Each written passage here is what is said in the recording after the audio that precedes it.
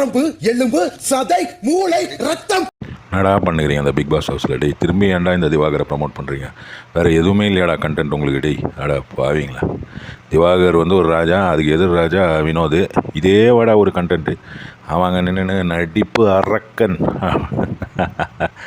அது ரொம்ப நல்லா இருக்குதுன்னு நினைக்கிறாங்க. அவன் நல்ல டைலாக் தான், ஆனால் அவன் சொல்லும்போது நல்லா இல்லை. அதுதான் பிடிக்கல. இப்போ பாடி ஷேமிங்னு வாங்க, பாடி ஷேமிங்கோ ஜாடி ஷேமிங்கோ ஏதோ ஒரு ஷேமிங், ரொம்ப ஷேம் பப்பி ஷேமாக இருக்குது பிக் பாஸுக்கு. விக்ரமுக்கு இன்னொரு முகம் இருக்குது அப்படின்றத காட்டுறதுக்காகவே பார்வதியை வச்சு தூண்டி விட்டு இப்படி ஒரு விஷயம் பண்ணுகிறாங்க. ஆனால் இதெல்லாம் ஸ்கிரிப்ட் கிடையாது, இதெல்லாம் நேச்சுரல் ஆக்டிங் இஸ் ரியாக்டிங்னு அவங்க கேட்டால்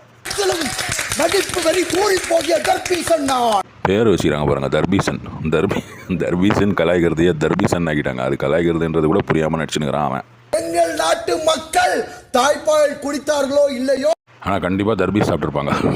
இவர் நாட்டு மக்கள் வந்து தாய்ப்பால் குடித்தாங்களோ இல்லையோ, ஆனால் தர்பீஸ் சாப்பிடாமல் இவர் விட மாட்டார். அட பாவி, இது ஒரு டயலாகு. அது வேறு வே அப்படின்ட்டு இவரே நடிச்சு காட்டுறாரு. உன் நடிப்பை பார்த்துருந்தா அந்த கர்ண மாதிரி பண்ணுற பற்றி அதெல்லாம் வந்து சிவாஜி மாதிரி ஆளுங்கள்லாம் பார்த்துருந்தாங்கன்னா அவங்க இப்படி தான் வாந்தி எடுத்துருப்பாங்க. அதனால தான் பார்க்காம அந்த மகாராஷ்டிரலாம் போய் சேர்ந்துட்டான். அடா பாவி டேய், இந்த சோஷியல் மீடியா வந்ததுனால இந்த மாதிரி கிருமிங்களெல்லாம் எடுத்துன்னு வந்து இவ்வளோ பெரிய ஒரு ஷோவில் வச்சு அந்த ஷோவுடைய மதிப்பையே இல்லாமல் ஆக்கிட்டீங்களேடா டேய். நாங்கடா இது